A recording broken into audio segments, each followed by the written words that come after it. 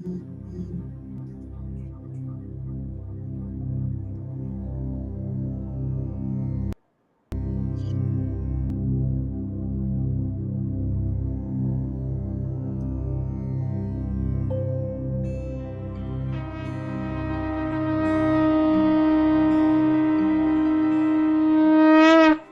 व्यक्ति के निर्माण का स्वर्णिम समय यौवन काल होता है, जिसमें वह आने वाले लंबे जीवन के लिए शरीर, मन और आत्मा का निर्माण और विकास करता है। इसी नींव पर अपने जीवन का मजबूत भवन खड़ा करता है और उसका भोग करता है। किसी भी राष्ट्र के विकास की आधारशिला और ऊर्जा उसकी युवा शक्ति ही होती है। यही उसका आत्मबल और इच्छा शक्ति भी होती है। इसीलिए कहा गया है, वीर भोग्य वसुंधरा। राष्ट्र निर्माण के ताने बाने में यौवन के ही धागे होते हैं। अतः जो राष्ट्र अपनी इस ऊर्जा का संरक्षण और संवर्धन करता है, वह विकास के उच्च शिखर पर पहुंचता है। राष्ट्र के कृषि, उद्योग, शिक्षा, चिकित्सा, तकनीक, राजनीति रूपी चक्के यही युवा शक्ति, ऊर्जा व गति प्रदान करती है। यह राष्ट्र की रगों में बहने वाला गर्म खून है, जो उसे चैतन्य और प्रगतिशील बनाता है। भौतिक व आध्यात्मिक दोनों के विकास में इसी ऊष्मा का तप सक्रिय रहता है। इतिहास साक्षी रहा है कि जब किसी राष्ट्र की धुरी लड़खड़ाई है, युवा शक्ति ने आगे आकर अपने पुरुषार्थ से उसे सुदृढ़ बनाया है। आज अनेक प्रकार की समस्याएं जैसे नशा, फैशन परस्ती, पाश्चात्य जीवन शैली, आस्था संकट, भ्रष्टाचार, बेरोजगारी देश की युवा शक्ति पर आरूढ़ हैं। आज युवा शक्ति को आत्मबोध एवं अपने सांस्कृतिक गौरव से परिचित कराना समय की मांग है। वर्ष 2011 की जनगणना के अनुसार हमारे देश में 35 वर्ष तक की उम्र की 65% आबादी है। यह युवा शक्ति जिधर चल पड़ेगी, देश भी उधर ही चल पड़ेगा। अतः देश का भविष्य अब युवाओं के हाथ में है। यह युवा शक्ति ही राष्ट्र शक्ति बनकर राष्ट्र को समृद्धि, उन्नति एवं प्रगति के मार्ग पर ले जाएगी। युग ऋषि पंडित श्रीराम शर्मा आचार्य जी ने युवा की अद्भुत परिभाषा दी है। युवा वो है असंभव जिसके शब्दकोश में नहीं, जो बाधाओं को चीरकर अपना मार्ग बनाता है, जो परिस्थितियों का दास नहीं, उनका निर्माता, नियंत्रणकर्ता एवं स्वामी है, जो भाग्य नहीं, अपने कर्म पर विश्वास रखता है, जो उमंग, उत्साह, जोश से जीता व सुनहरे भविष्य के सपने देखता है, जो स्वयं सब कुछ करके गौरव अनुभव करता है और विश्व में कुछ अनूठा करना चाहता है। असमंजस व अवसाद की स्थिति से गुजर रही युवा पीढ़ी को दिशा देने का काम एक चिंतक ही कर सकता है। नमस्कार।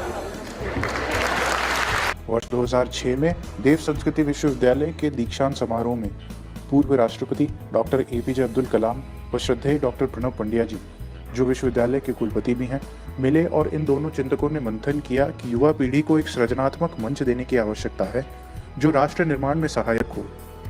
यहीं से दिया की नींव रखी गई। I am indeed delighted to participate in the second convocation of Dev Sanskriti Vishwavidyalaya. I am very happy that this institution has been created with a motto of developing the divine culture, which is of utmost importance to us while we are on the path of transforming India into a prosperous, happy and peaceful society. We have the responsibility of transforming India into a developed nation before the year 2020. It is an endless journey through knowledge and enlightenment. Such a journey opens up new vistas of development or humanism, where there is no scope nor room for pettiness, disharmony, jealousy and hatred or enmity. It transforms a human being into a wholesome whole, a noble soul and an asset to the universe. God bless you.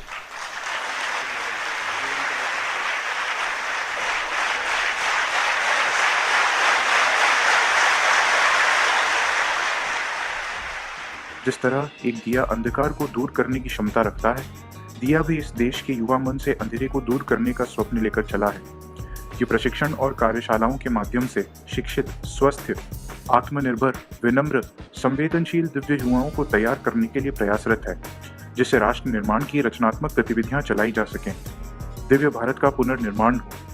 इसका लक्ष्य युवाओं की क्षमताओं का विकास कर दिव्य भारत का निर्माण करना है, जिसमें व्यक्ति, परिवार व समाज का उत्थान हो। दिया युवाओं के सपनों में आदर्शवाद लाकर उनकी वैचारिक प्रक्रिया में सकारात्मक बदलाव लाने के लिए प्रयासरत है। वैज्ञानिक अध्यात्म के माध्यम से युवाओं में देवत्व की अभिव्यक्ति, दुनिया में सद्भाव के साथ सतयुग की वापसी इसका परम उद्देश्य है। इस तथ्य की महत्वता समझते हुए वो डॉक्टर कलाम के भारतवर्ष को वर्ष 2020 तक एक समृद्ध राष्ट्र बनाने के स्वप्न की ओर युवा शक्ति को अग्रसर करने के लिए दिया इस महान राष्ट्र के युवाओं के लिए एक आंदोलन है जो मजबूत सिद्धांतों और यथार्थवादी लक्ष्यों पर आधारित है। जो लोग दिल और दिमाग से युवा हैं एवं जो एक नए भारत की परिकल्पना के हमारे स्वप्न से सहमत हैं, उम्र, जाति या धर्म की परवाह किए बगैर हमसे जुड़े। मुझे विश्वास है गायत्री परिवार के दिया आंदोलन के माध्यम से देश के युवाओं में वो संवेदनाएं प्रकट होगी, सामाजिक जिम्मेवारियां प्रकट होगी, एक साहस की वृत्ति पैदा होगी, कुछ करने के लिए, कुछ कर करके दिखाने के लिए जीवन को लगाने की इच्छा होगी। देश के लिए जीना सीखो, इस मंत्र के साथ इस आंदोलन से जुड़कर आपके जीवन में खुशी एवं एक नए उत्साह का संचार होगा। साथ ही अपने राष्ट्र को नई ऊंचाइयों तक ले जाने में आप गौरवान्वित महसूस करेंगे। नमस्ते, मैं सुचिता शेट्टी, दिया Mumbai, which is the youth movement of all world Gayatri परिवार। हमारे सारे व्यूवर्स का स्वागत करती हूँ जो फेसबुक, ट्विटर और सारे सोशल मीडिया हैंडल से आज के 103rd एपिसोड ऑफ ज्ञान सभा जुड़े हैं। आज की ज्ञान सभा की शुरुआत करने से पहले let's pay our namaskar to goddess Gayatri and Gayatri mantra से आज की ज्ञान सभा की शुरुआत करना चाहेंगी। परम पूज्य गुरुदेव, परम वंदनीय माता जी और गायत्री माँ की सूक्ष्म उपस्थिति में गायत्री मंत्र का मन ही मन उच्चारण करेंगे। सभी से नम्र निवेदन, कमर सीधी, आंखें बंद और मन ही मन गायत्री मंत्र का उच्चारण एक साथ एक स्वर में। ओम भूर्भुवः स्वाहा तत्सवितुर्वरेण्यं भर्गो देवस्य धीमहि धियो यो नः प्रचोदयात्। Welcome to the 103rd episode of ज्ञान सभा एंड बहुत खुशी होती है कि आज हम एक ऐसे विषय को लेकर आए हैं। एक ऐसी दीदी हमारे बीच है, रिस्पेक्टेड सीनू जोसेफ दीदी, who is the co-founder of an organization called Mythri Speaks Trust. She's the co-founder and managing trustee of Mythri Speaks Trust. And the topic on which she's going to speak, the topic which she's going to take us to this interesting journey is unearthing the menstrual wisdom. But before that, before actually coming to the topic for this Gyan Sabha, something which is very special, something which is the most beautiful thing, and that's Happy International Mother's Day to every mother, to every child, I would say, because this is one day where we all remember, honor, salute the most purest, selfless form of love. It's a day to celebrate motherhood and honor all those mothers who are the reason behind great people. But I think today, and I would say that this is not just one single day to show gratitude to our mothers, but I would say every hug, a word of encouragement and an act of love that every mother has given her child. Let's salute and let's pray to all those mothers who have selflessly showered all their children with lots of love and her prayers for her children. So keeping this celebration in mind, let's dive into the topic. And I think there are a lot of questions which have already come in for today's discussion. But something that I would like to bring to your attention is with the title of the talk today, that is Unearthing the Menstrual Wisdom. There are some facts which I would like to put forth in front of the audience. And that's a fact that given the lack of conversation about periods, the taboo topic every day, According to one study, 71% of adolescent girls in India are unaware of menstruation until they get it themselves. Campaigners say it that parents rarely prepare their daughters for something they know it's bound to come. And this unpreparedness leads to so much of avoidable fear and anxiety. There are a lot of ifs, buts, a lot of articles written, a lot of campaigns, a lot of workshops. But still, there's a question which is there in the minds of girls, women, as to why menses and all the things that we've heard from our mothers, grandmothers, teachers, but still there isn't clarity of thought. And this was something which was happening with the volunteers of Via Mumbai since women empowerment is one of the pioneering movements started by founder of All World Gayatri Parivar, uh, Mata Bhagwati Devi Sharma, and the current head, Shraddheya Shail Bala Pandya Didi of All World Gayatri Parivar, and a lot of volunteers, women volunteers working across the nooks and corners of India of All World Gayatri Parivar, since women empowerment is one such movement. The volunteers at the thought that let's begin our journey with all this. And I think when we thought about this topic, there was none other than respected Sinu Joseph Didi, who's been really working hard on this topic. And yes, whatever work that she's done, a great salute to you, Didi. Welcome on today's Gyan Sabha. Thank you for accepting our invite on this great occasion of International Mother's Day. I think we wouldn't have had a better, a great individual like you, and the title that I've thought for today's talk. To speak about Didi, Didi is the co-founder and managing trustee of Mythri Speaks Trust. She's done extensive action research in the areas of menstrual and reproductive health since the year 2009. She's taken a lot of efforts, uh, and this journey wasn't easy for her to travel across the nooks and corners of rural India, interacting with thousands of adolescent girls, women directly, to get a first-hand experience of menstrual practices, impact on women's health. Stepping aside from the popular narratives which typically focus on menstrual product, her work has explored the native methods, cultural practices around menstruation, and typically I would like to bring to your attention the science behind it. I think this was something which really made all of us glued to her talks, to the book that she's written, that she's bringing forth the scientific perspective behind it. The way Pandit Sri Ram Sharma Acharya ji of All World Gayatri Parivar beautifully brought together science and spirituality. We are glad that we are having Didi with us, who is actually going to throw light on the science behind the menses. She's written extensively on unearthing the science behind these native practices that we come across. She's bringing forth a unique narrative, which is the Bharatiya perspective on menstruation through her blog.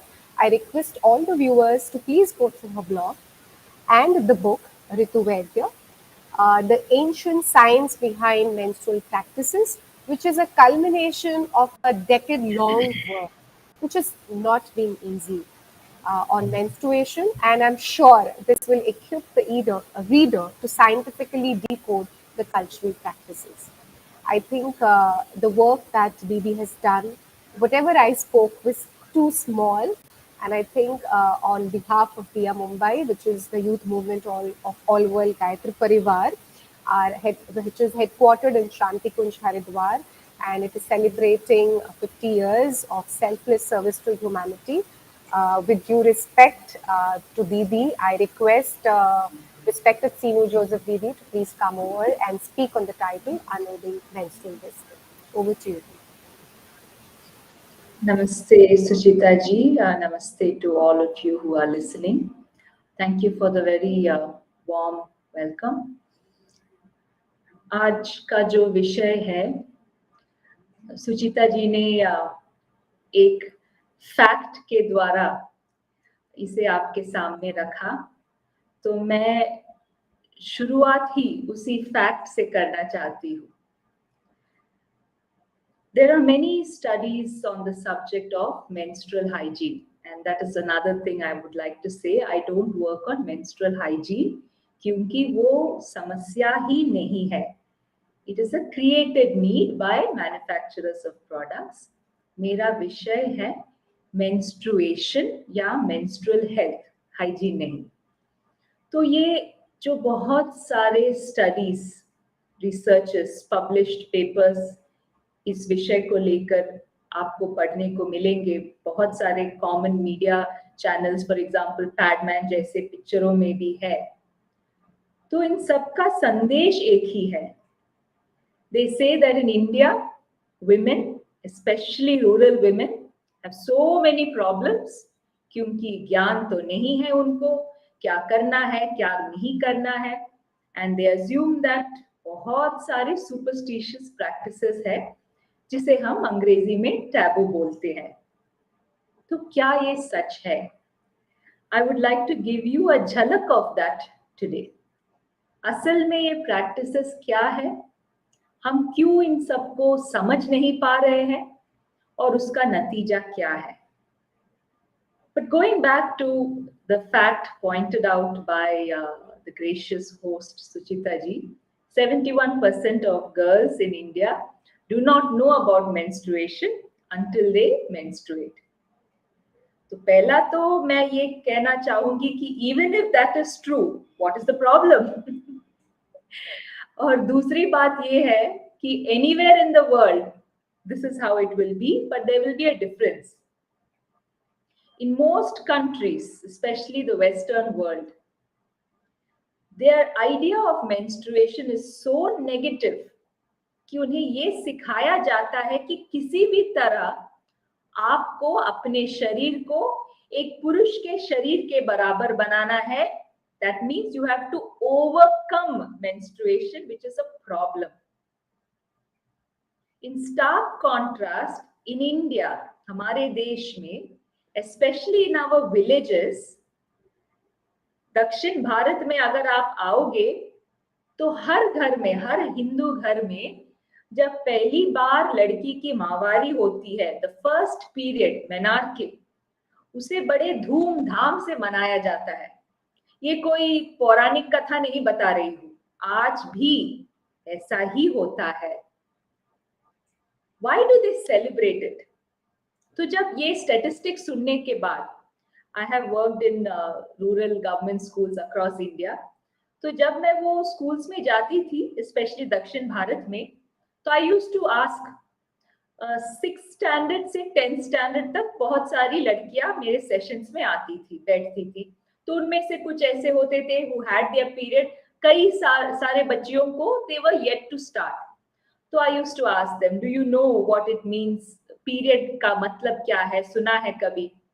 तो हाँ, जैसे statistics ने कहा, सभी लड़कियां ऐसे सिर हिलाते थे. They would say no, we've never heard.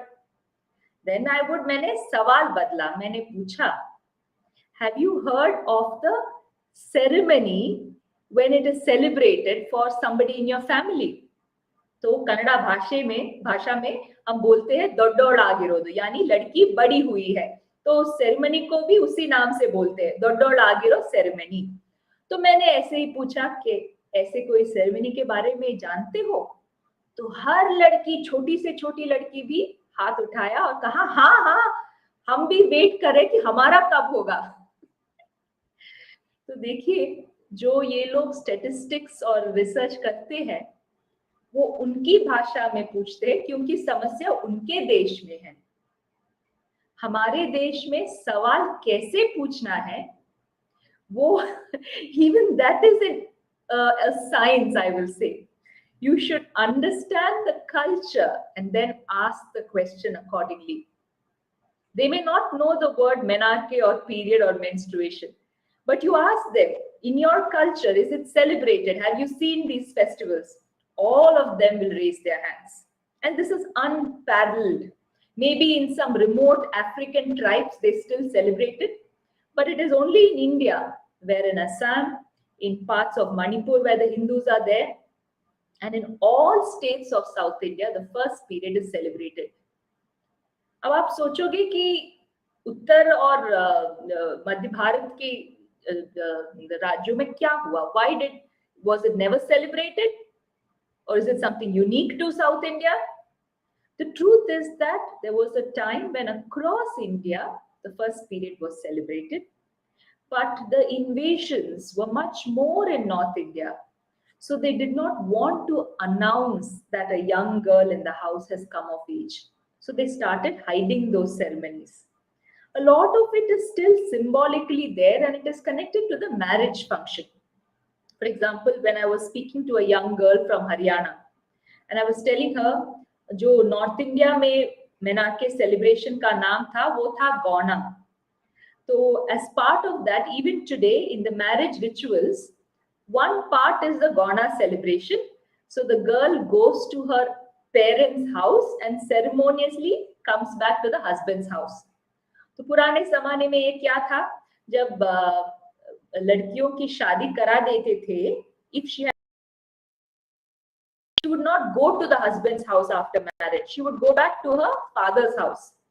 And only when she would get her first period, then they would celebrate Gauna, the first period. And then across India. So my first request to you is, it is a big myth that India has menstruation as a taboo. जहां पर भी इस विषय को लेकर लोग बात करने के लिए झिझकते हैं, that is only in the urban areas among the educated class. And even today, thankfully, that is a minority in this country. If you go to the villages, if you go to the rural areas, this is not a taboo subject. And the proof of it is the existence of so many practices associated with menstruation. I would like to explain one or two, but those of you who are interested to know more, you can access my book called Ṛtu Vidyā. It is available on Google, Amazon, Kindle. It's available on all platforms. You can order it and buy it. Let me start with the first period itself, the celebration of menarche. तो अभी आप लोग सोच रहे होंगे कि इसको announce क्यों करते हैं, सेलिब्रेट क्यों करते हैं? Okay, you should feel nice, but why should we make it such a big deal? If you see in the villages in South India, जब एक लड़की का पीरियड का फंक्शन होता है, तो सिर्फ आसपास के रिश्तेदारों को ही नहीं बुलाते. The entire village is called. सभी लोग आते हैं, and even the men and the boys are part of it. देखिए, हम जब NGOs when we go, menstrual hygiene, education, etc., तो उसमें भी we don't involve boys as much. But just look at this. In our culture, so beautifully, we involve the men and boys. And that's very important, because when the women of the house or the girls in the house get their period, they are allowed to take rest. And it is the young boys and the men who take over the household duties. You can see this in South India. The minute the girl gets her period, she will go menstrual seclusion. The husband and the son, everyone, all the men in the family and others who are not menstruating, they have to manage all the things because they understood the value of it. Nobody feels ashamed to talk about this in the household level. And that's because the first period was always celebrated. We welcome the fact that the girl transitions into womanhood, which is such a sacred thing.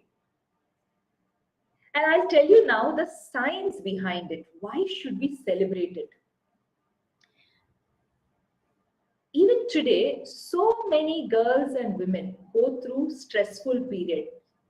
And stress at the time of menstruation is one of the foremost reasons for experiencing period pain, for experiencing irregular menstruation. Menstruation से जुड़े हुए बहुत सारे जो problems है, उसका जड़ जो है वो stress है. menstruation को लेकर जो हम stressed out feel करते हैं. Now, if we have to change this attitude towards menstruation, it is most important that we change the memories associated with the first period. Why is it like that? There is a small part of the human brain It is called the hippocampus.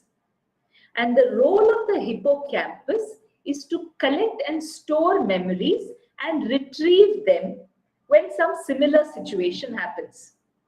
For example, you are passing by a road and there is an accident. After maybe 2 or 3 months, you have recovered from the accident. But every time you pass through that road, your body goes through an unconscious, subconscious response the way it did when that incident happened the first time, is it not? Similarly, if something very positive happens in your life, let us say you meet your future husband or your future wife in a particular restaurant. Later on in life, you may go to that restaurant and that same positive memories will come to you. So that is done by the hippocampus. It stores memories and sends back those memories to which your body will respond every subsequent time. That means if the memory of the first period was a stressful one, then every subsequent period, the girl's body goes through the same stress response. And that is when period problems start happening. So if your experience of menstruation has to change, the first and foremost thing is that your attitude towards it has to change. You must find ways to replace your stressful memories with positive ones. And until we are able to do that, we will always associate stress and discomfort with menstruation. There was this woman in one of the study groups, and as part of our discussions, one day she revealed something. She said that the first, till the age of around 40, every time she had her period, it was so painful that she could not do any work. She would just always feel that intense pain. And then one day, one of her good friends walked in and saw her in this pain and told her that you have to learn to be grateful to your uterus because it gave you 2 children.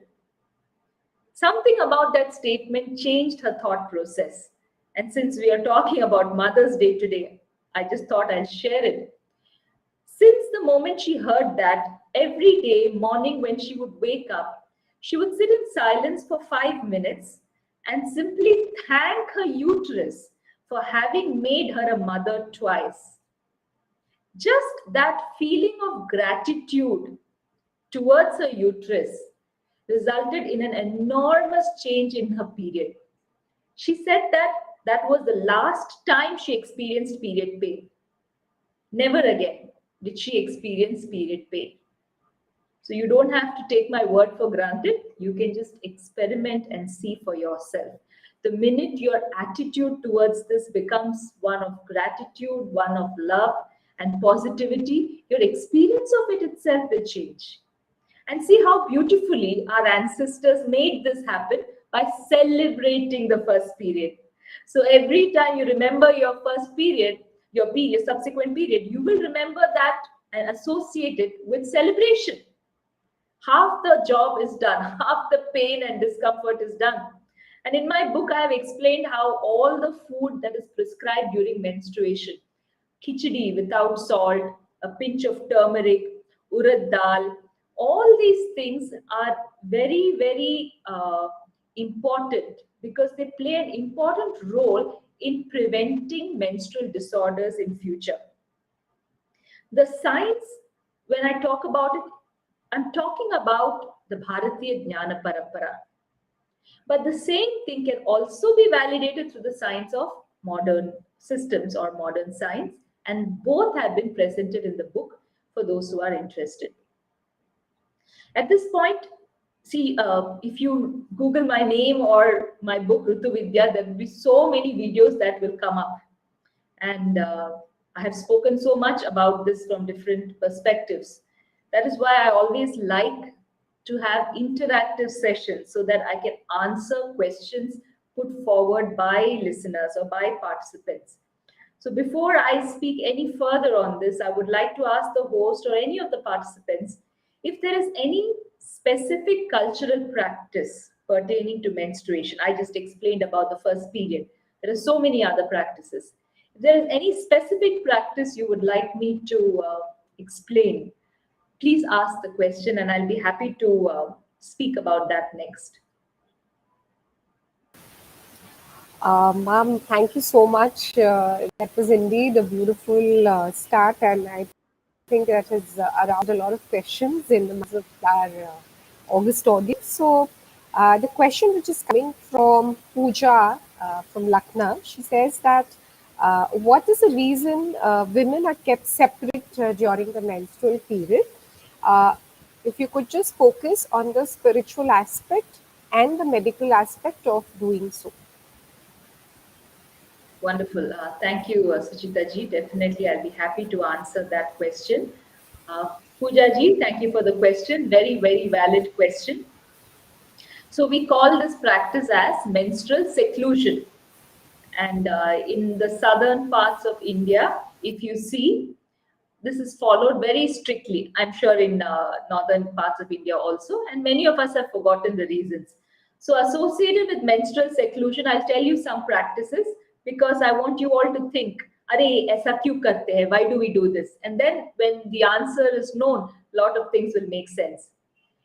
Period के time पे हम दूसरे लोगों को छूना नहीं, you must not touch others, ऐसे बोलते हैं.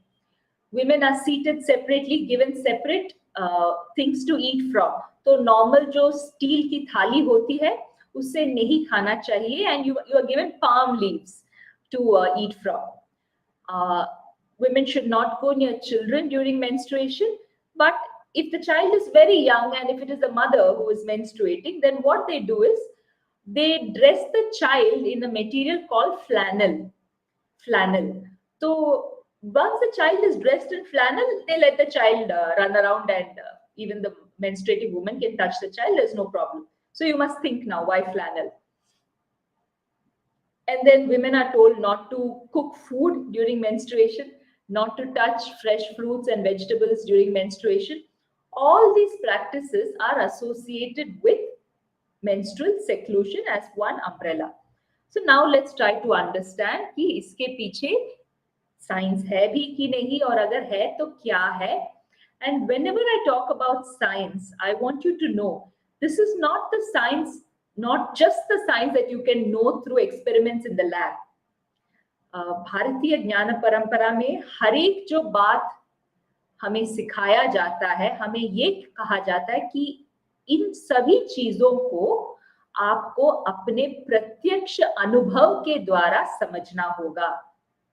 So whatever I am telling you, you can know it by your experience, by observing what happens in your body when you menstruate, what happens to people around you when you menstruate. तो अगले बार जब आपका period होगा, understand and observe all these things, and सब कुछ आपको खुद ही समझ में आ जाएगा. Now, what is the theory of it? What is the difference? पहली बात तो what is the difference between modern science and हमारा भारतीय ज्ञान परंपरा, उसमें फर्क क्या है? एक तरीके से देखा जाए तो we feel modern science is very advanced. Surgeries करते हैं, क्या क्या करते हैं, so many equipments, instruments वगैरह वगैरह. तो हमारे यहाँ भी सर्जरीज तो हम भी करते थे. Sushruta was the first plastic surgeon जो सिजेरियन सेक्शन का रिकॉर्ड है, that is in Sushruta Samhita. So it is not that हमें सर्जरी पता नहीं था या किया नहीं गया. इससे भी अधिक मैं कहूंगी कि our sciences were more advanced. Advanced का मतलब ये नहीं कि बहुत सारे equipments. Advanced का मतलब है how subtle it is, कितना सूक्ष्म है. तो मॉडर्न साइंस और एंशिएंट साइंस में फर्क ये है कि modern science only understands the स्थूल शरीर, ग्रॉस फिजिकल एनाटॉमी, यानी जो एटॉमिक और मॉलिक्यूल से आगे के है. They consider atoms as the basic building blocks. ये न्यूटन का एक एटॉमिक मॉडल है, उसी के आधार पर मॉडर्न मेडिसिन केंद्रित है, the Newtonian atomic structure. Now, in ancient science also we have sthula sharir, we have gross anatomy, but in addition we go a level deeper because we have the knowledge of the sharir, yani subatomic level. Subatomic क्या है? सब atomic means quantum level. जब modern science की बात करते हैं तो physics has comfortably discarded Newton's atomic model and said atoms are not the smallest indivisible particles, subatomic level करके है, and so much studies have happened in the subatomic level. तो subatomic level में they found that a particle behaves both as particle and as a wave, तो उसी को हम quantum science बोलते हैं. But modern medicine or biology has not studied or entered the quantum phenomena. वो अभी भी theoretical level में है. Quantum biology is a very theoretical, high-fi research subject. It is not in practice. अगर biologically हम subatomic level में जाते हैं, then what does it look like? It looks very much like Ayurveda. यानी at the level of subatoms, we talk about the forces that govern the atom. और उसे हम त्रिदोष बोलते हैं. And Tridosh is formed out of the Pancha Mahabhut. There are the 5 elements. So the specialty of our Indian science is that हाँ स्थूल शरीर तो हम जानते हैं, लेकिन उसके साथ सूक्ष्म शरीर का भी ज्ञान है. तो what I am going to explain to you now, the cultural practice around menstrual seclusion, उसे समझने के लिए हमें मॉडर्न साइंस में बायोलॉजी के साथ नहीं, फिजिक्स के साथ समझना होगा. और एंशिएंट साइंस में जो सब एटॉमिक लेवल है प्राण की, उसे समझना होगा. तो ये दोनों पर्सपेक्टिव्स मैं एक के बाद एक आपके सामने रखूंगी. So now when we talk about the level of physics और quantum level, all of us are made up of atoms.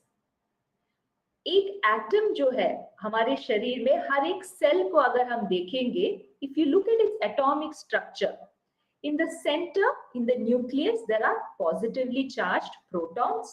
Surrounding it, there are negatively charged electrons. ये सब हम बेसिक्स फिजिक्स स्कूल लेवल में हम सब पढ़े होंगे. तो एक एटम अगर स्टेबल होना है तो उसमें ये सेंटर का पॉजिटिव चार्ज और सराउंडिंग का negative charge both have to be equal. Number of protons should be equal to number of electrons. But there are some processes in the body like ovulation, like menstruation. उस time पे there are some changes that happen at the atomic level in the body. What are those changes? इस stable atom में एक या दो electrons जो है that gets knocked out and goes out of the orbit. जब एक इलेक्ट्रॉन निकल जाता है तो उसका जो न्यूट्रल चार्ज है वो चेंज हो जाता है. It becomes unstable atom. And क्योंकि नेगेटिव चार्ज इलेक्ट्रॉन्स बाहर गया है, that atom becomes positively charged. In biology, in physics, अगर एटम्स में पॉजिटिव चार्ज ज्यादा है या फिर पॉजिटिव चार्ज वाले एटम्स ज्यादा है, it is not good for us. It is something that compromises our immunity.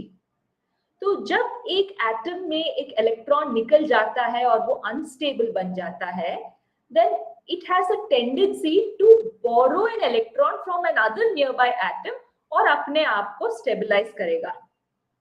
लेकिन उस एटम का क्या हुआ जिससे उसने एक इलेक्ट्रॉन बोरो किया था? वो फिर से अनस्टेबल हो जाएगा, है ना. तो वो फिर एक और एटम से इलेक्ट्रॉन बोरो करेगा, अपने आप को स्टेबल करेगा, लेकिन एक और एटम को अनस्टेबल बनाएगा. तो जब एक एटम अनस्टेबल बन जाता है उसे हम फ्री रेडिकल बोलते हैं. और इस प्रोसेस, ये प्रोसेस अगर चलता गया, एक के बाद एक एटम अगर फ्री रेडिकल्स बनता गया, तो हमारे शरीर के अंदर process called oxidative stress will start. And oxidative stress is the primary reason for many diseases. आप ऑक्सीडेटिव स्ट्रेस इस टर्म को गूगल करिएगा एंड आप खुद देख सकोगे, including cancer. Lot of the problems happen because there are too many free radicals in the body and body has gone into oxidative stress. तो इस प्रोसेस को कैसे रोकना है? That is where antioxidants come into play. Antioxidant वो atom है जो एक इलेक्ट्रॉन दे भी सकता है और अपने आप को अनस्टेबल होने से रोक भी सकता है. So it will donate an electron, but it will not become a free radical. तो नॉर्मल बॉडीली प्रोसेस में, जैसे कि ओव्यूलेशन के टाइम में ये प्रोसेस शुरू होता है, बहुत सारे एटम्स फ्री रेडिकल्स हो जाते हैं. What stabilises it? एक हार्मोन है which reaches its peak during ovulation, और उस हार्मोन का नाम है estrogen. It is the basic female hormone. तो एस्ट्रोजन हार्मोन जो है ओव्यूलेशन के टाइम में उसकी मात्रा बढ़ जाती है, and that will act as a antioxidant, and it will check this process of oxidative stress. तो ovulation के टाइम में ये होता है, but estrogen will take care, that is an antioxidant. Menstruation के टाइम पर भी यही प्रोसेस होता है, lot of atoms become free radicals, लेकिन जो एस्ट्रोजन है उसकी मात्रा बहुत कम होता है. In fact, in the entire month, period is the time when estrogen levels are flat in the body. सबसे कम रहने वाला समय है menstruation. तो body is going through oxidative stress, यानी बॉडी में बहुत सारे एटम्स में पॉजिटिव चार्ज है, और इस कारण हमारे एंटायर शरीर में एक पॉजिटिवली चार्ज इलेक्ट्रिक फील्ड है.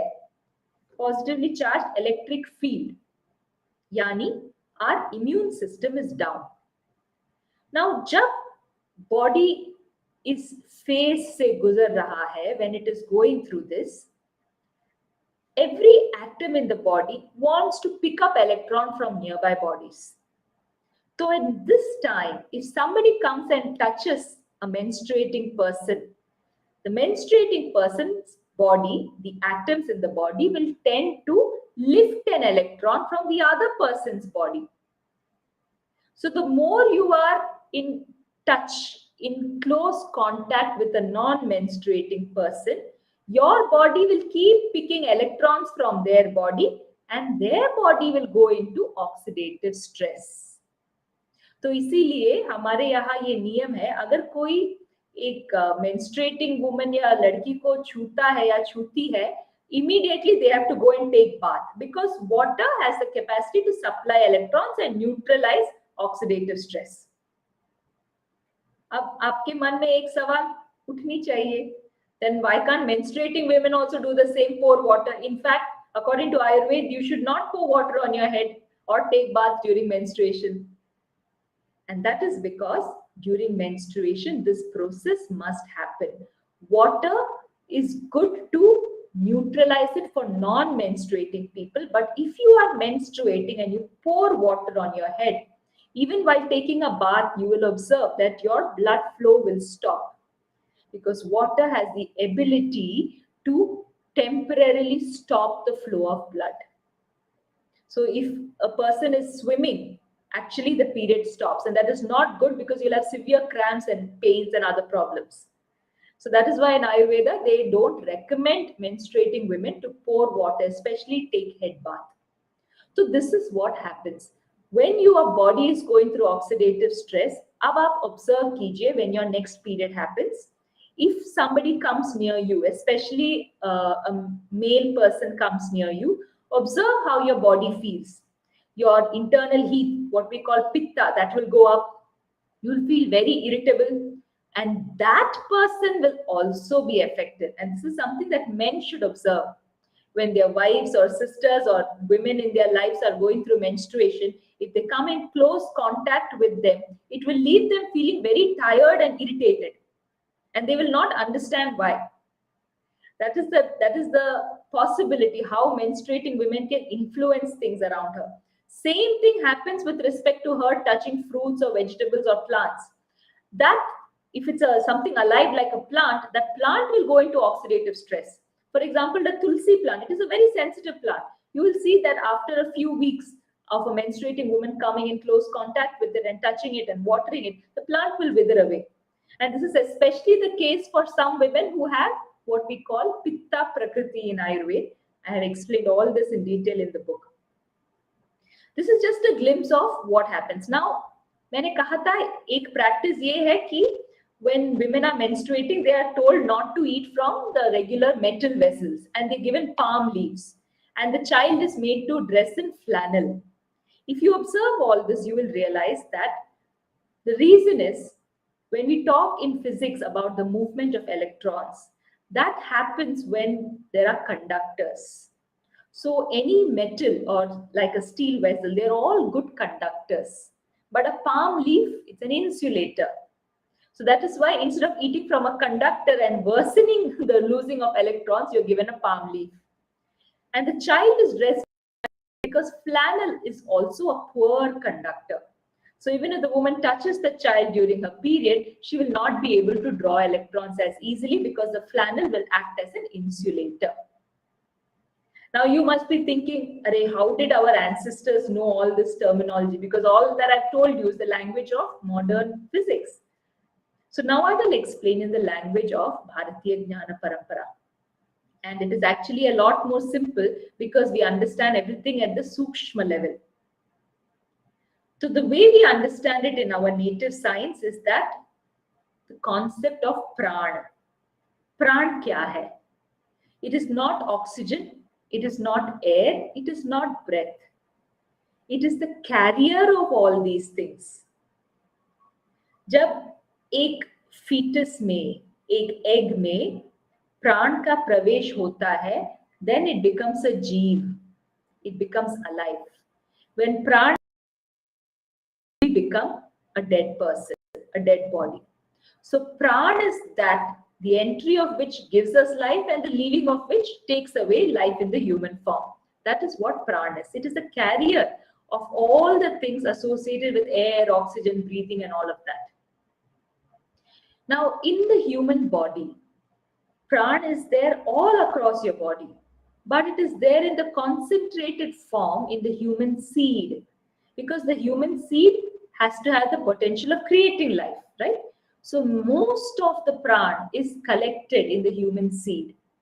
When humans lose the seed, women lose the seed through menstruation, men lose the seed when they lose sperm. These two processes will leave the body very tired because you're losing pran. That is why women feel so tired during menstruation and men feel that same tiredness after losing sperm. So when pran is leaving the body's natural tendency during menstruation is to make up for that lost pran by absorbing pran from all the surroundings. And the manifestation of the pran in a way in which you can understand in the particle form is electrons, which I explained. But the wave form of that electron is what I'm telling you as pran shakti. So when we touch the fruits, when we touch the vegetables, what happens is externally it may look the same, but usme pran shakti nahi hai. The menstruating woman has absorbed all that. So she can cook for herself and that is fine. But when she cooks that food and if she observes, she will find that there is no taste in that food. मैं आपको एक बात कहूंगी and you just observe it. You take any vegetable, let us say a carrot. You pluck it fresh from the plant and you take another carrot which has been kept in the refrigerator for 1 week. दोनों दिखने में एक ही जैसे लगेंगे. Both look orange, both look fresh. But when you eat it, the one which is freshly taken from the plant is tastier than the one which is kept in the refrigerator for 1 week. What is the difference? The difference is that what is freshly taken still has prana shakti in it. What has been kept in cold storage for many days, that has lost the prana shakti. And that is why they say eat fresh. The thing that gives us nutrition, खाने में जो nutrition का element है, वो प्राण शक्ति है. बिना उसके it looks the same, but the basic essence of it, which is pran, is not there. So, especially in homes where there are people who are on any spiritual path, जो जिन घरों में रोज संध्या वंदन करते हैं या कोई भी साधना करने वाले लोग हैं, खास करके उन जगहों में बोलते हैं कि अगर there are menstruating women, let her not cook. Because so important it is for them to retain pran shakti. But you're giving food without pran, so what is the point? Now, if you live in a house where anyway रोज का खाना freezer से लेके गरम करके खाने वाले हो, it makes no difference. आप period के time पे भी cook करो, it is the same thing. But if we are conscious about eating food that contributes to prana, then it is better that menstruating women should not cook food because she would have absorbed it. And if you're very sensitive, yes, sir, you will know it. You will see that even if you follow the same recipe, the taste will not be there. And the fruits that you come in contact with, after some time, it will just wither away. Uska taste chala jayega. I have observed this many times. मेरे घर में जो spices है, इलायची जो चाय में डालती हूँ, during my period time, nowadays I keep aside some.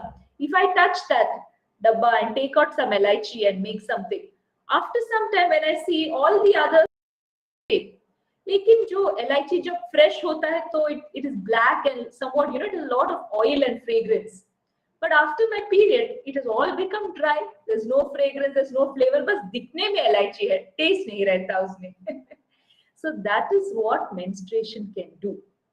This is the time where you're losing prana. Just observe. You feel tired. Those who come in contact with you, they will feel irritated and irritable because of the interaction between you and them. And that is why menstrual seclusion is such an important practice. ऋतु विद्या में इसके बारे में मैंने बहुत ही detail में लिखा है. जो भी मैंने मॉडर्न साइंस के बारे में बताया, I have referred studies, published papers which you can look up to know, to study further. But most importantly, जितने भी महिलाओं ने ये समझा है और पढ़ा है, they started doing this practice. I myself take a menstrual leave and I observe menstrual seclusion. It makes so much difference in the way you experience your period. बहुत ही ease आ जाएगा in the period flow when you are not in contact with others during your period and when you are taking rest. तो अब आप सोचिए, इतनी छोटी सी बात, सवाल तो एक दो सेंटेंस का था जो पूजा जी ने पूछा था, बट जवाब देखिए कितना गहरा है. And that is why it is so difficult. That is why they have all become taboo. क्योंकि इन सबको समझने के लिए we have to understand our sciences deeply. Modern science में अगर लेना है तो you must understand advanced physics, quantum physics. If you must understand it through Bharatiya Jnana Parampara, you should have basic knowledge of Ayurveda. Without these things, it is very difficult to understand it. And how did our grandmothers and rural women know? Without the knowledge of any science, they understood it by observing their body. तो ये आपके हाथ में भी है. You can also do it. When you have your period, don't distract yourself with 100 things. Stay in silence, observe what your body is going through, observe how it is when it is interacting with others, observe how others are feeling when you have your period, and you will know कि हाँ ये सब तो सच है, ये सब तो होता है. साइंस के बारे में तो चलो you can explain it, not explain it, but experience जो प्रत्यक्ष अनुभव है वो तो आपके हाथ में है. You can start observing better. So that is the small answer that I wanted to give. Not so small answer. Well, I think you've delved much more in deep, Didi. Vishal from Ahmedabad asks, it is believed that eating food prepared by a woman in her period is a sin, which you've already answered. But if you have nobody else at home to prepare food, how do you cope up with this? Food prepared in hotels outside may be prepared by women who are in their periods. What is the relation between food and menstruation? And many a times it also happens that probably a lady is staying alone at home and she needs food to survive. And in that case, what does she do? And to add to that, you also mentioned about the fact that, about menstrual seclusion and menstrual leave. Very few organizations are sensitive enough to give a menstrual leave. So I know these are two different things, but actually it came out from the answers that you just gave to the previous question. So Didi, if you could just throw some light on the same. So I think Vishal ji, जो सवाल आपने पूछा है, I've already answered it, but I will reiterate it. सनातन धर्म में जब भी हम ये शब्द इस्तेमाल करते हैं कि ये पाप है, it is a sin, उसका मतलब इतना ही होता है कि it takes us away from the spiritual path. आध्यात्मिक मार्ग से हमें थोड़ा it makes it difficult. So as I explained, traditionally हर घर में, especially the men, they used to do some or the other type of sadhana. And in sadhana जो उपवास रखते हैं, जो सात्विक खाना खाते हैं, उस सब का उद्देश्य यही है कि यू बिल्ड प्राणा in your body. So it is counterproductive if a menstruating woman is cooking and giving it. It is not that you will accrue some paap or sin, but the purpose of your sadhana will be impacted. And if the woman is alone, there is no issue, because whatever pran she is taking for herself. So that is all right. So women can cook and eat for themselves. There is no problem in that. See, जब हम इन practices को समझते नहीं है, that's when we oversimplify. अरे she should not cook मतलब अपने आप के लिए भी she should not cook. That is not correct. Why she should not cook? Because whatever pran is, it will be minus prana shakti. If that is acceptable to that person, if they are choice, but this is a reason. दूसरी बात, when we go and eat food outside, very valid question. It is not just when you're menstruating. Typically जो खाना पकाते हैं, they have to do a lot of sadhana and chanting while prepare food. When we know that acha, these are the people preparing, it must come out good. Because if you don't, you have to, even if, okay, let me put it in a very simple way, आज क्योंकि mother's day है, हर एक व्यक्ति को अपने माँ के हाथ का खाना सबसे टेस्टी लगता है कि नहीं? What is the specialty माँ के हाथ के खाने में? वही रेसिपी घर में बीवी भी बनाती होगी, कोई और बनाता होगा, but no, माँ के हाथ का खाना is the best. Why? Because when the mother prepares for the child, there is that bhava of love. The minute there is love, there is intense, pure prana going into that.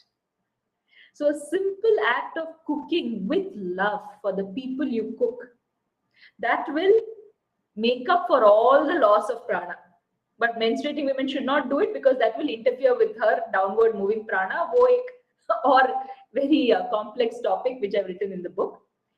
But when you sit down to eat, खाने से पहले हम प्रार्थना करते हैं ना, हम अन्नपूर्णेश्वरी देवी की एक प्रार्थना है जो हर Hindu should know it. If you don't know it, look it up. So say a prayer, hold a positive sankalp, and put prana into the food, which will neutralize any negative things in it. This is something in everyone's hands, right? So we have, in fact, so many rituals around eating food. कैसे बैठना है, प्रार्थना कैसे करनी है, you have to put sprinkle water around. So many processes are there.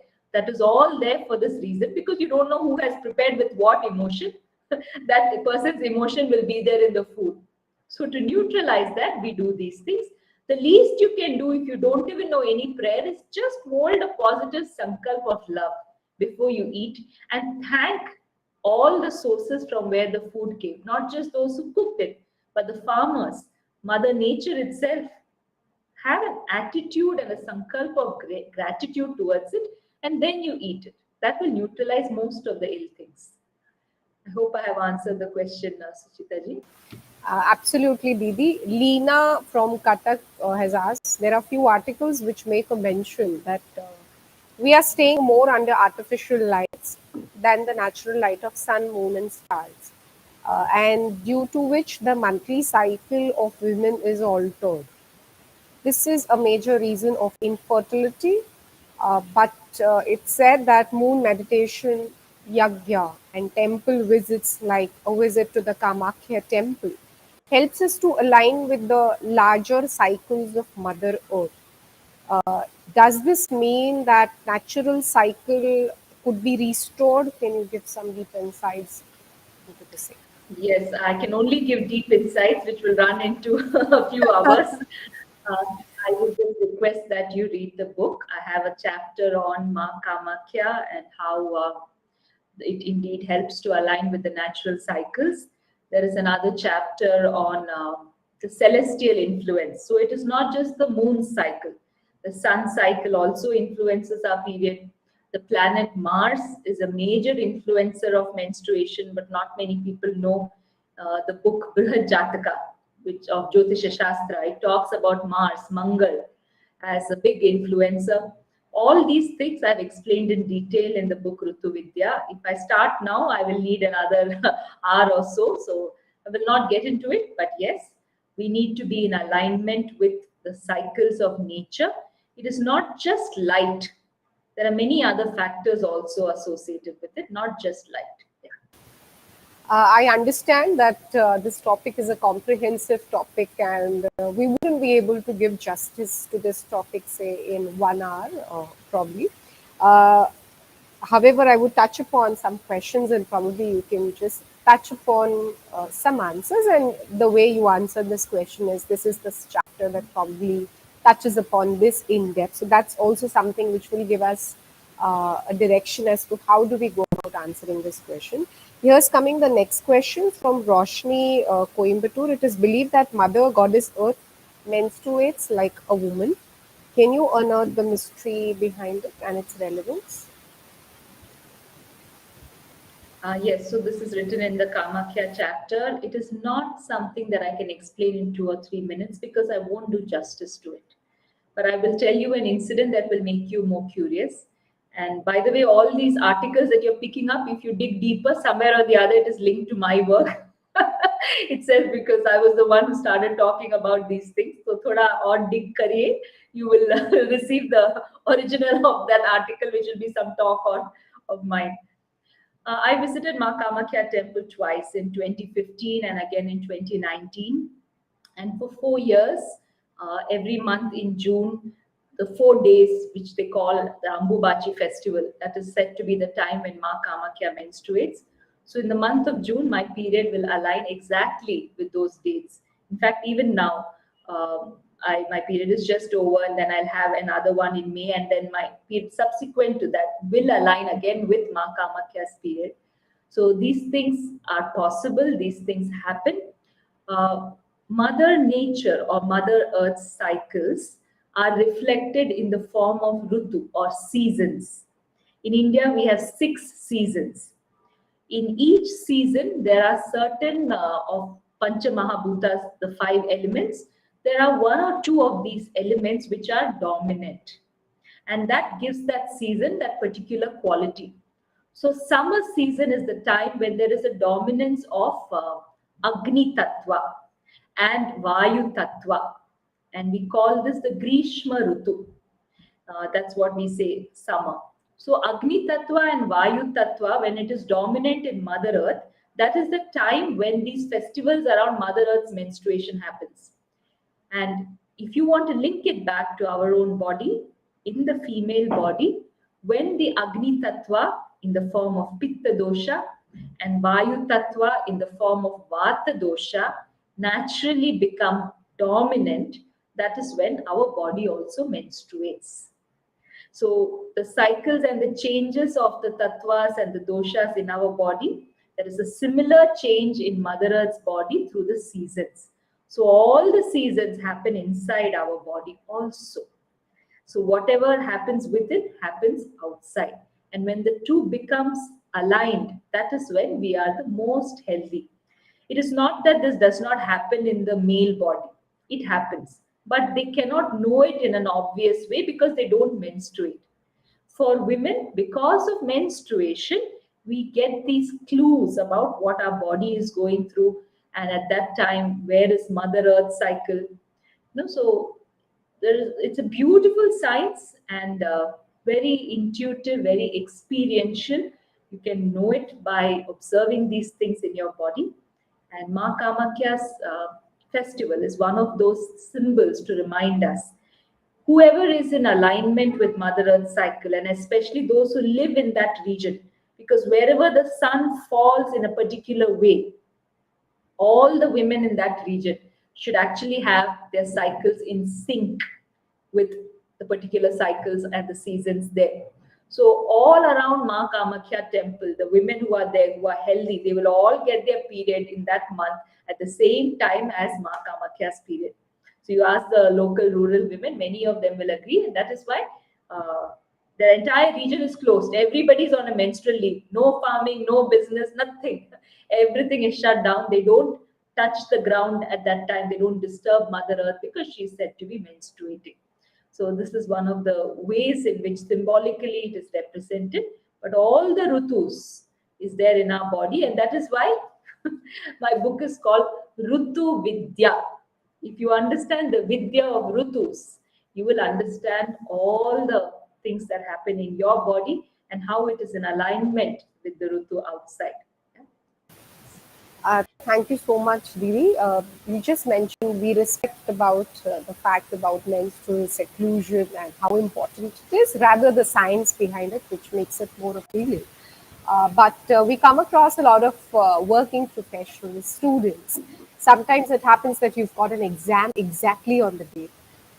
Probably a travel which you can't avoid because you're working in an organization. And a lot of people, at times, we all respect, we understand that that's important. In such circumstances, I'm sure, even in your journey and the journeys that you've heard from people, what would you, advise to such women? Or to the people who are probably around them, who've not probably being sensitive, or they understand the rationale behind menstrual cycle. See, I never advise people on what to do because every person's life is different. I will tell you that this is what it is. To do it or not, to the extent you can do it, extent you can't do it, that's all up to you and you have to decide. I cannot give a general statement because I don't know what your circumstances are. See, when COVID happened, how difficult it was for all of us to stay in isolation, all of us to wear masks. But we all did it, did we not? Because we thought it's very important. So the question you're asking is not really about the practical thing. It is simply that you don't realize how important it is or what difference it can make. When you practice it and you have a pratyaksha anubhava of how it will prevent so many menstrual disorders, then you will find ways and means of making it happen for you. If you don't, if you're not convinced because of you have had no pratyaksha anubhava, then don't do it. Kiske liye kar rahe ho aap? We don't need to respect our ancestors and do anything. They don't care. All the cultural practices and traditions are there because they help to prevent menstrual disorders and problems. And the only person benefiting from it is us. If we have that as an anubhava, not as a theory. Today, when you listen to me, you will not be convinced, and that is correct, because you should make the attempt to experience it. So, when you have the pratyaksha anubhava, ये कैसे करना है, वो कैसे करना है, सब आपको खुद समझ में आ जाएगा. There are women who've been part of my work who have left their corporate jobs because it did not make sense.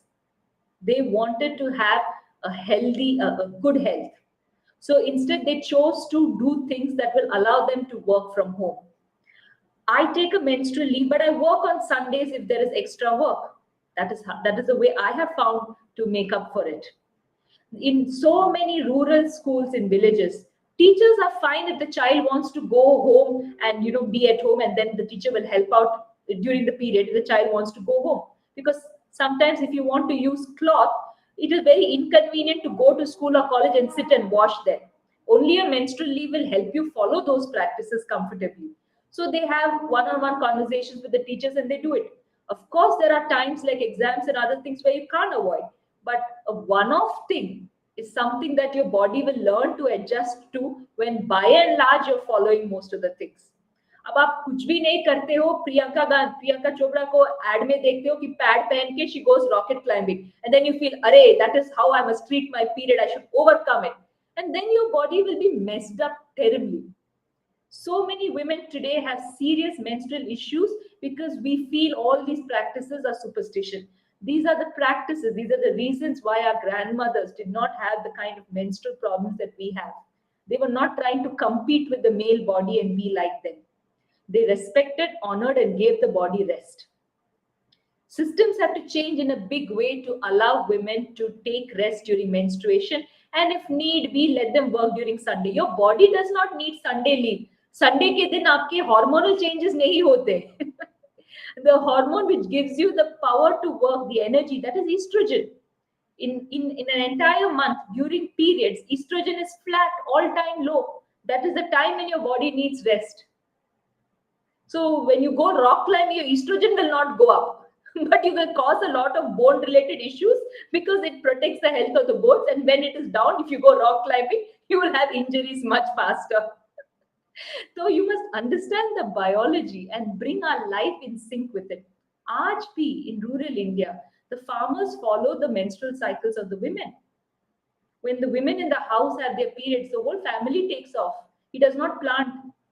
And these women are healthy, it will all be in sync with the moon cycle. So Amavasya ke din agar period hua, they don't plant anything. So this is the way we lived. In India, we did not follow Sunday leave. I don't know how many of you know it. You know how Sunday leave was introduced? Because the British saw that compared to their mills in London, the mills in Bharat were producing much more because we did not have Sunday off. We would have off during festivals or Amavasya. This is how we all took leave. And then and they were Christians, so they had to go to church on Sunday. So they had to close their mills on Sunday, and that was really affecting their productivity. So to reduce our productivity, they imposed it in the name of Factory Act in 1891. They introduced the Factory Act and introduced Sunday compulsory holiday. Why do Hindus need Sunday off? You don't have to go to church. Your body certainly does not need it. But we've all been following that Sunday off. Similarly, for men, they have daily ups and downs because of testosterone. They also don't need Sunday off. But every day, there has to be moments where they do sadhana. That is why so much of practice was taught to men. Every day when your testosterone goes down, that is when they end up taking stimulants, tea, coffee, cigarette, alcohol to keep the testosterone levels high. Without these substances, the only alternative is yoga and sadhana. Without that, men's health will be in bad shape. And they're all addicted to some or the other substance. So for women, in a month, estrogen levels go up, go up, go up. Ovulation is absolute high. After ovulation, it will come down. Menstruation time, it is flat. When it is flat during menstruation, your body needs rest. Men, you have daily ups and downs of testosterone. To keep that daily ups and downs as stable, you need to do yoga and sadhana multiple times a day. Otherwise, you will be addicted to stimulants. This is the way we have to work.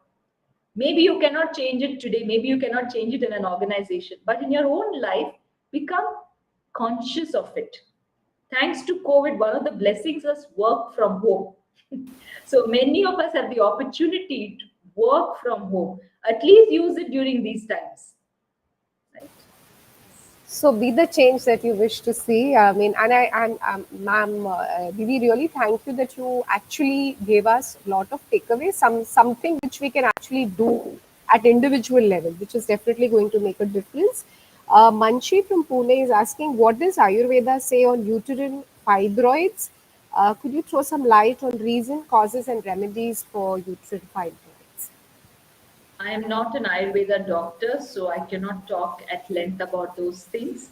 But I have written about some of the reasons why the uterine disorders and uterine dysfunction happens. That is covered in the second part of Ṛtu Vidyā. And it has to do with some of the religious practices and why women are told not to do certain things, how that can affect the ovaries and cause ovarian disorders.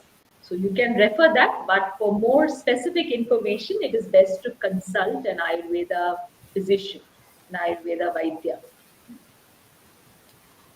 Scriptures speak about Ardhanarishwar. Even psychology today says that every woman has a man in her and every man has a feminine part in him. So the concept of Purush Prakriti or Shiv Shakti is there. Is there a possibility that men may also have menses but internal? Your views on the same? See, we are taking everything very literally. Purush and Prakriti are not male and female. These are qualities, the feminine, the divine feminine and the divine masculine qualities. Ardhanarishwara is a state in your adhyatmic journey.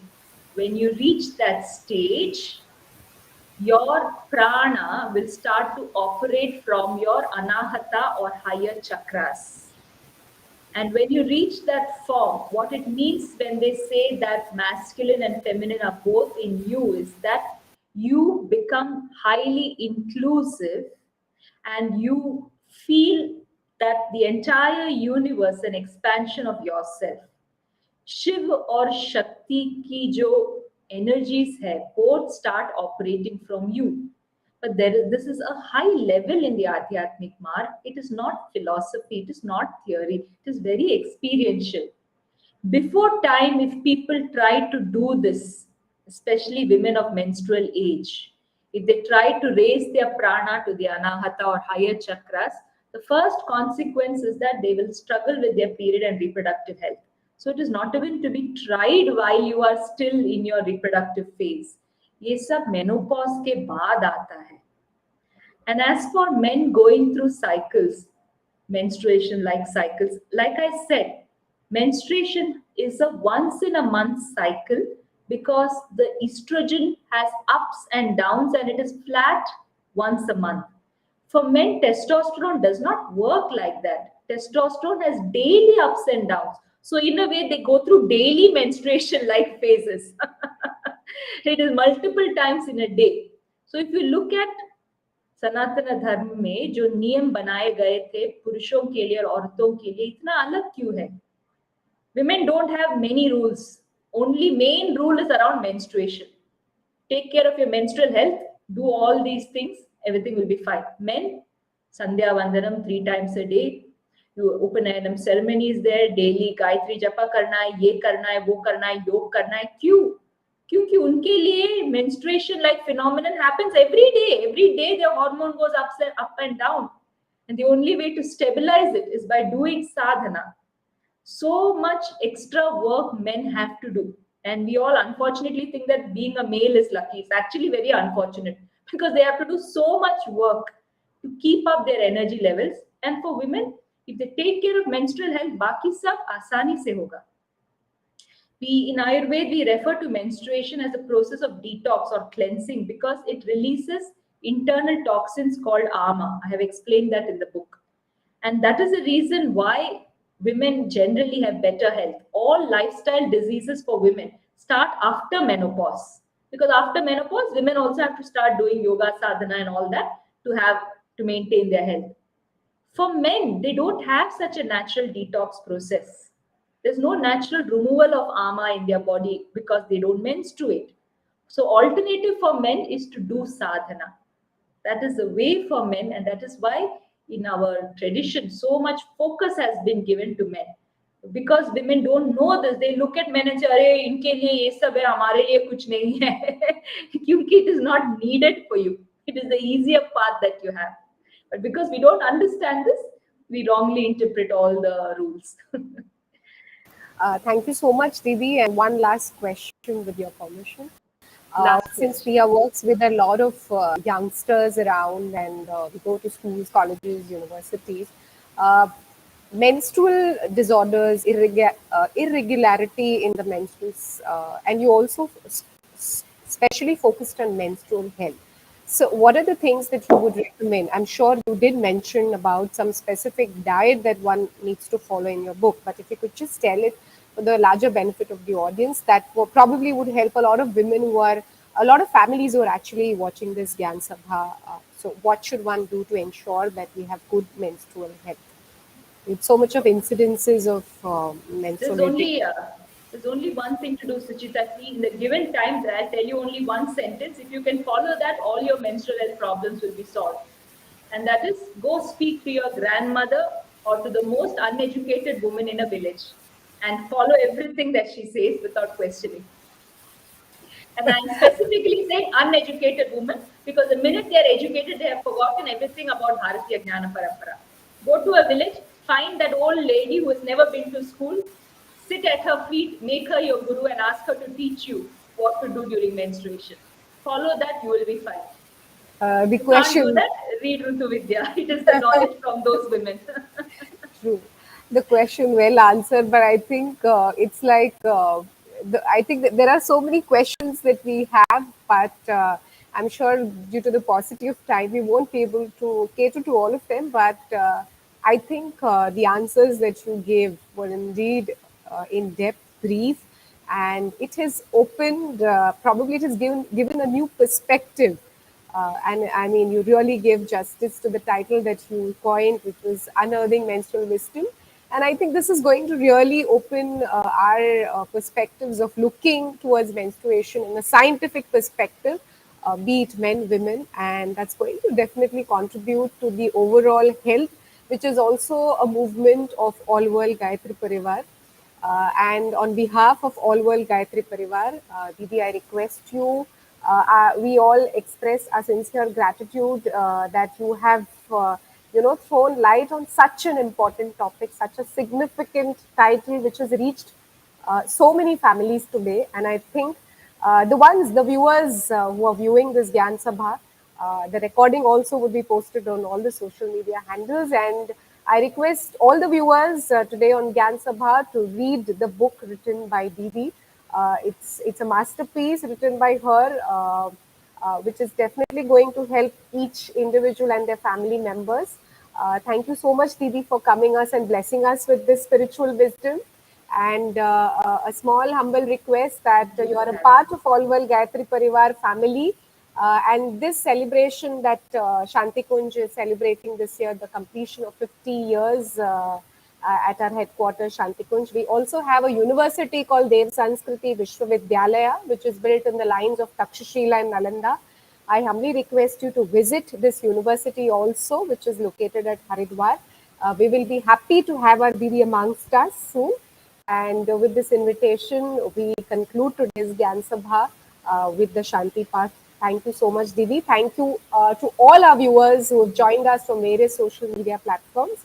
And I also thank, I think before we connected, I was communicating with somebody who picked up the call for the first time. I thank that gentleman also who connected via Mumbai to you, Didi. We hope that beautiful association that is started on International Mother's Day continues for many more such initiatives on women empowerment and health movement, which is the pioneering movement of All World Gayatri Parivar. So let us all, and I also wanted to say that since we spoke about pandemic, All World Gayatri Parivar has a practice of collective prayers from 6:20 p.m. to 6:30 p.m. Wherever we are, we request you to bow down to the Almighty with the sincere prayer that this universe comes out of this pandemic soon. So this is one practice that All World Gayatri Parivar has initiated since April 2020, and all the volunteers of All World Gayatri Parivar to practice this.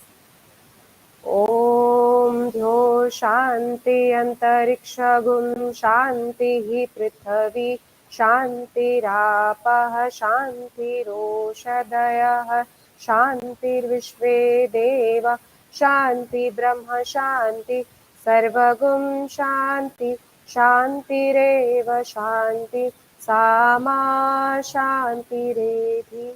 Om Shanti Shanti Shanti Sarvarishthashu Shantir Bhavatu. Thank you, Didi. Thank you, everybody. Jai Guru.